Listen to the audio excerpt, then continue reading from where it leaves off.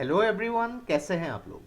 तो आज हम डिस्कस करेंगे, रिसेंटली सुप्रीम कोर्ट ने अपने एक जजमेंट में कहा है कि किसी भी स्टेट के जो भी गवर्नर हैं, जब वो एक्ट कर रहे हैं एज ए चांसलर, तो वो जो council of ministers of the state, उनके एडवाइस के ऊपर बाइंडिंग नहीं है उनके ऊपर। तो यहाँ पे देखिए क्या है पूरा, कौन से केस के रेफरेंस के हिसाब से ये सुप्रीम कोर्ट ने अपना फैसला सुना है। यहाँ पे एज ए चांसलर और गवर्नर के बीच में डिस्टिंक्शन क्या होती है और उनकी जो फंक्शंस कैसे होती है गवर्नर के एज ए चांसलर, और कुछ कुछ रिसेंट एग्जांपल्स के बारे में भी हम डिस्कस करेंगे। तो देखिए आपके GS2 पेपर के हिसाब से, जो Indian polity point of view के हिसाब से बहुत ही इंपॉर्टेंट वीडियो होने वाली है, तो इस वीडियो का एंड तक बिल्कुल देखते रहिएगा। और इससे पहले अगर आप लोगों ने हमारे चैनल को अब तक सब्सक्राइब नहीं किया है तो इसको प्लीज सब्सक्राइब कर लीजिए, ताकि आने वाले ऐसे ही वीडियोस के नोटिफिकेशन इसी तरह आपको मिलते रहे। तो चलिए आज का वीडियो शुरू करते हैं। तो सुप्रीम कोर्ट ने रिसेंटली अपने एक जजमेंट में यह कहा है कि गवर्नर अपने स्टैट्यूटरी कैपेसिटी के अंदर जब एक यूनिवर्सिटी के चांसलर के हिसाब से फंक्शन कर रहे हैं, तो वो कोई भी काउंसिल ऑफ मिनिस्टर्स के एड या फिर एडवाइस के हिसाब से बाइंडिंग नहीं है। तो ये जजमेंट जो है रेफर किया है सुप्रीम कोर्ट ने based on Kannur university act of 1996, जहां देखिए कि जो उस टाइम में कन्नौर यूनिवर्सिटी के जो वाइस चांसलर थे गोपीनाथ रविंद्रन, उनको जो री अपॉइंटमेंट जो है फिर से एज ए चांसलर उसको जो है क्वाश कर दिया था।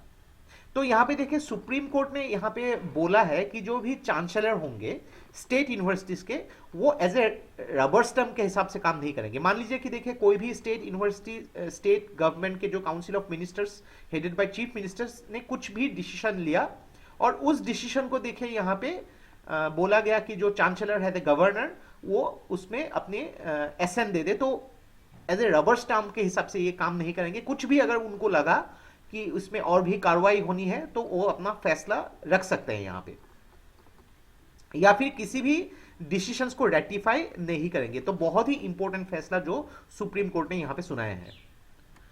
तो पहले देखिए यहाँ पे चांसलर और गवर्नर के बीच में थोड़ी सी डिस्टिंक्शन यहाँ पे मेंशन कर दिया है। तो सुप्रीम कोर्ट ने यहाँ पे जो अपने बेंच में मेंशन किया है कि चांसलर और स्टेट गवर्नमेंट की जो अथॉरिटीज के बीच में डिस्टिंक्शन होगी, यहाँ पे डिस्टिंग्विश अलग अलग तरीके से किया है। तो देखिए जब भी कोई भी governor as a chancellor of a university वो एज ए फंक्शन कर रहे हैं, तो वो अपने एक सेपरेट कैपेसिटी के हिसाब से काम करेंगे। अपनी डिस्टिंक्ट कैपेसिटी वो स्टेट गवर्नर के रोल से अलग होगा।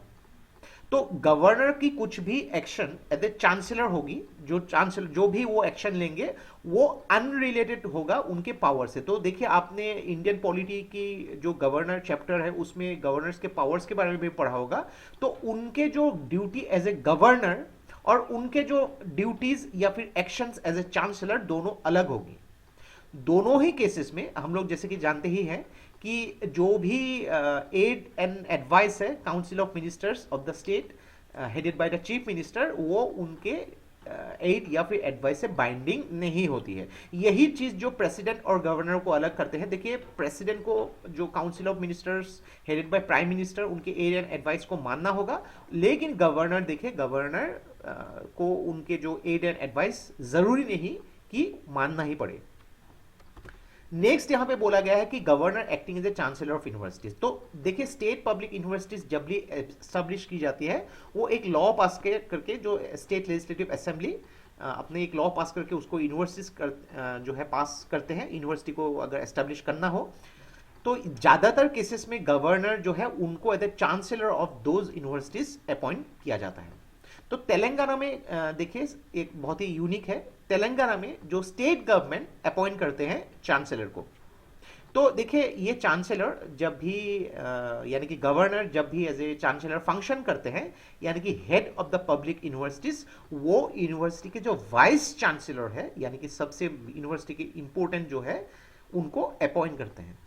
और यही चांसलर अगर देखिए कुछ भी मीटिंग्स वगैरह है यूनिवर्सिटीज के, उनको अटेंड करते हैं यहाँ पे, लेकिन उनको अगर कुछ लगा कि कुछ प्रोसीडिंग्स यूनिवर्सिटीज की वो एग्जिस्टिंग लॉज के हिसाब से अगर नहीं हुई, तो उसको इनवैलिड भी करार कर सकते हैं। आपने अक्सर देखा होगा कोई भी अगर कॉन्वोकेशन हो, ग्रेजुएशन सेरेमनी हो किसी भी यूनिवर्सिटीज का, तो वहां पे चांसलर का रहना जो है उनकी इंपॉर्टेंस बहुत ज्यादा है। यानी कि सर्टिफिकेट अगर आपने लिए होंगे तो डेफिनेटली चांसलर साहब जो है वहाँ पे मौजूद रहे हैं। तो कुछ कुछ रिसेंट डेवलपमेंट्स के बारे में बात करेंगे। 2022 के जून 13 में वेस्ट बंगाल गवर्नमेंट ने एक्चुअली एक बिल पास किया था ताकि गवर्नर जो है उनको as a chancellor, actually governor as a chancellor काम करते हैं, लेकिन उन्होंने एक बिल पास किया था जहां पे chief minister as a chancellor के हिसाब से काम करेंगे 31 public universities in West Bengal. लेकिन ये हुआ कि नहीं ये अलग बात है।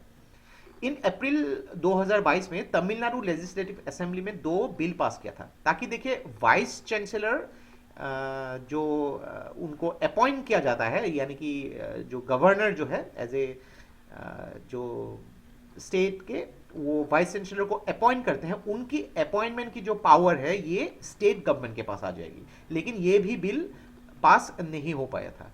2021 में महाराष्ट्र गवर्नमेंट ने कुछ अमेंडमेंट की थी ताकि देखिए जो वाइस चांसलर को अपॉइंटमेंट दी जाएगी वो स्टेट यूनिवर्सिटीज के उसमें भी कुछ कुछ अमेंडमेंट की गई थी यहाँ पे। तो एक चीज देखिए, गवर्नर जो है ये डेफिनेटली आप लोग जानते हैं is a agent of the centre. ये बहुत इंपॉर्टेंट है। हमारे देश में जो है फेडरल गवर्नमेंट है, यानी कि सेंटर पे एक अलग गवर्नमेंट होती है और स्टेट में एक अलग गवर्नमेंट। तो देखिए यहाँ पे दोनों के ही पास अलग अलग पावर्स होती है।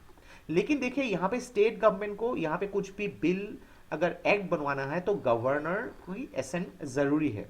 लेकिन देखिए ऐसे अगर कुछ बिल बना दिया जो फेडरल पॉलिसीज के अगेंस्ट हो तो उसको अगर गवर्नर ने एसेंट दे दिया तो ये बहुत ही प्रॉब्लम क्रिएट कर सकती है। तो ऐसे सिचुएशन में गवर्नर जो है उस बिल को जो है विड्रॉ कर सकते हैं या फिर उस बिल को जो है प्रेसिडेंट के पास भेज सकते हैं। और ऐसे बिल अगर प्रेसिडेंट के पास भेजा तो प्रेसिडेंट जो है उसको डेफिनेटली आप जानते ही होंगे उसको फिर से रिव्यू करने के लिए स्टेट गवर्नमेंट को भेज सकते हैं। और रिव्यू करने के बाद अगर फिर से उसको भेजा गया तो प्रेसिडेंट बाइंडिंग नहीं है कि उसको फिर से कुछ ना कुछ उसके ऊपर एक्शन ले। उस बिल को विड्रॉ भी कर सकते हैं, उसको पेंडिंग के लिए छोड़ भी सकते हैं। तो ये कुछ कुछ पॉलिसीज जो है हमारे देश में अफेक्टेड है यहाँ पे। लेकिन देखिए यूनिवर्सिटीज के जो हेड है पब्लिक यूनिवर्सिटीज के चांसलर एज ए गवर्नर होते हैं यहाँ पे, तो वो जो है अभी फिलहाल सुप्रीम कोर्ट के जजमेंट के हिसाब से वो बाइंड नहीं है कि जो council of minister headed by chief minister के एड एंड एडवाइस जो है वो फॉलो करे। तो ये था हम लोग का complete analysis regarding supreme court recent judgement regarding the governor acting as a chancellor and he is not bound by the advice of council of ministers. तो आशा करते हैं इस वीडियो से आपको बहुत कुछ चीजें सीखने को मिला होगा और ये वीडियो अगर आप लोग को अच्छा लगे इसको प्लीज लाइक कीजिए, इसको सब्सक्राइब कीजिए, इसको शेयर कर दीजिए। तो आज के लिए बस इतना ही। देखते रहिए study rise, take care, thank you and जय हिंद।